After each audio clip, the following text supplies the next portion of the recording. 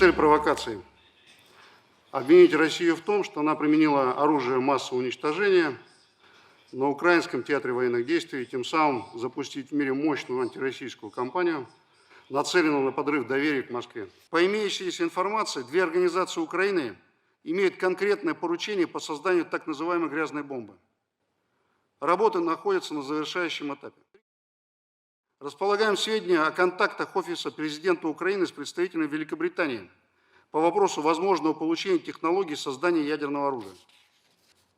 Для этого на Украине имеется соответствующая производственная база и научный потенциал.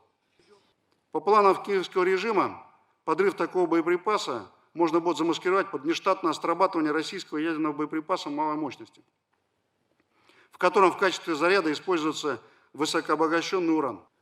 В результате проведения провокаций с применением грязной бомбы Украина рассчитывает запугать местное население, увеличить поток беженцев и выставить Российскую Федерацию как ядерного террориста.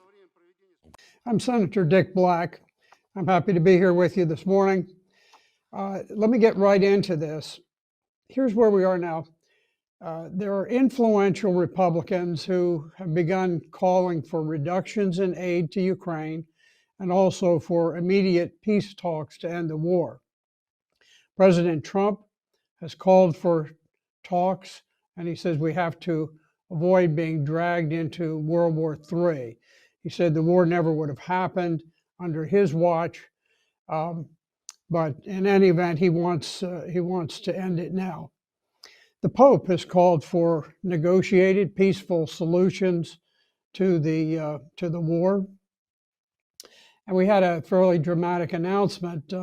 Former Congresswoman Tulsi Gabbard, who very, very prominent in the Democrat Party and a presidential candidate, resigned from the Democrats, and she now denounced them as an elitist cabal of warmongers who are driving us into World War III. Republican Minority Leader Kevin McCarthy has announced that if Republicans win the House, that there would no longer be a blank check for money flowing over to Ukraine.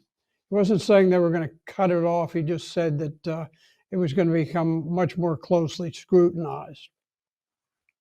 Elon Musk, sometimes the wealthiest man on earth, has tweeted a very excellent proposal for peace talks.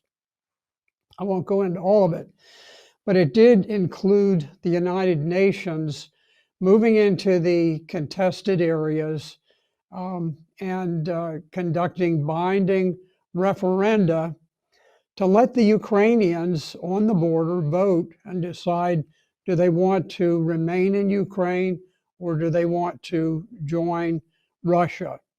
And when he made this proposal, the Russians very quickly said that they would agree that if the United Nations conducted a plebiscite, a binding referendum, that they would abide by the outcome, by the vote of the people, and that they would withdraw if that was the decision that the people made. On the other hand, though, the Ukraine angrily denounced any notion of self-determination for the people on the border. They know that these are Russian-speaking people, they're ethnic Russians, and they do not want to give them a choice of whether they want to return to Russia or remain with the Ukraine.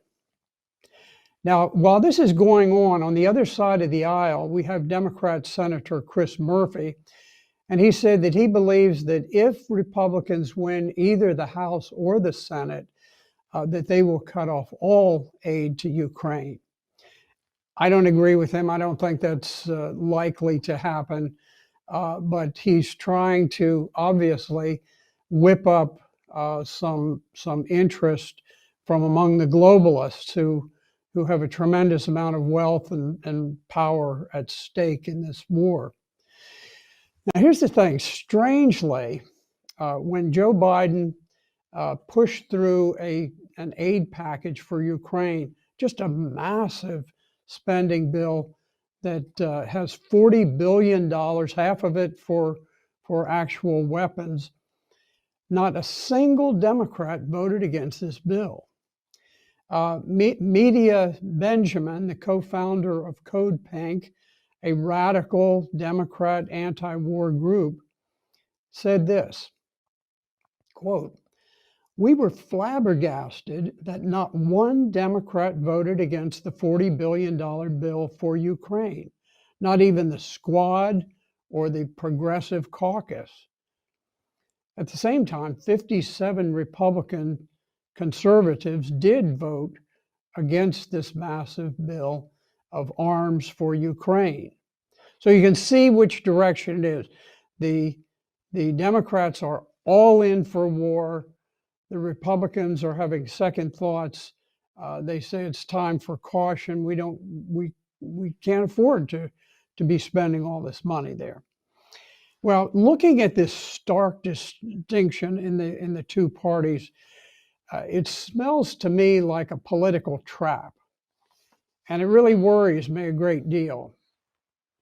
Now, it's just 2 weeks before Election Day, and Republicans at this moment have tremendous momentum to retake both the House and the Senate.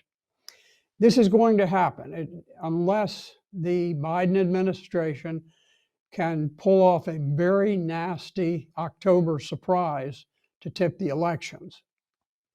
Now, the background of this is we've got Britain's Defense Secretary Ben Wallace just making a highly secretive, very extraordinary visit to Washington to talk with Secretary of Defense Lloyd Austin and White House officials about shared security concerns. So secret that they couldn't be talked about on the most secure scrambled telephone lines. There's a second defense minister, James Heppey, who said that the conversations with Wallace would be beyond belief. That's a strange way to put it, beyond belief, suggesting that something both militarily and politically explosive was being planned. The Russians just released intelligence indicating that they believe that Ukraine is about to detonate a nuclear dirty bomb. And I fear that what they're saying is correct. It would tie directly in to the elections taking place. And I think their plan is to execute a dirty bomb detonation that will throw radioactive nuclear material over a radius of several miles. I believe that the plan is a false flag intended to be blamed on Russia in order to inflame public opinion against Russia, just as the elections are about to be held, putting the Republicans on the defensive because they have been calling for peace. Now, it's important for everybody to just lean back and think of the logic of this. There's no circumstance under which Russia would do anything dramatic like this just days before the election. Right now, the party that is more reasonable towards them, in their view, is winning the election. It's got tremendous momentum. And anything that they would do would break that momentum and play into the hands of the Democratic Party, which is 100% opposed to Russia and probably opposed to its continued existence as a nation. So I think we face very, very perilous times. The Eurasian Times just published something. It didn't hit the Western media, but there was a very extraordinary event that occurred when a U.S. Ohio-class submarine surfaced in the Arabian Sea. This is a secretive submarine that's armed with 20 ICBM nuclear-tipped missiles. It was deliberately surfaced in a very public way, disclosing its exact location and sending a clear signal that the U.S. is now fully prepared for nuclear war. This is nuclear saber rattling at its highest level, and I believe it was done to inhibit Russia from responding to a possible dirty bomb attack with some kind of a major response to target Kiev itself. America's never been at greater nuclear peril than it is today. We certainly have madmen in charge both in the U.S. and in the U.K. We have very strange things happening in Britain, where the Prime Minister was sacked just days after taking office. The English pound was plummeting. Suddenly, as soon as she left office, the English pound was up at a much higher level. And ironically, the individual who was fired for Lisa Truss's what they said, disastrous financial policies, is now the lead contender to become the Prime Minister of Britain. Very strange. We know that King Charles, one of the ultimate globalists, wanted Truss gone, and apparently he's got his man in. Something very, very sinister seems to be happening there. And we see something similar happening in Germany, where Germany has announced that they know for certain that the explosions that hit the Nord Stream 1 and 2 pipelines were indeed sabotage. But they made this very strange statement. They said that for the sake of the well-being of the state, they will not reveal any other information. So apparently they know who it is. They cannot tell the people for fear that the people would become too emotional, inflamed, and it might not go well for Germany. Now, everybody in Europe is talking about the fact that this could not have been done without the okay of the United States. So we've got the German economy headed for a dramatic crash, and they are unable to tell the people why that should be.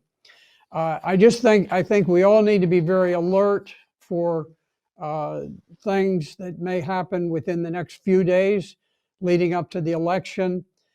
We need to be aware that logically, there is no way that Russia would do anything that would upset this election at this time. So I wish you all the best. We're faced with a very risky time. Thank you for having me on this morning.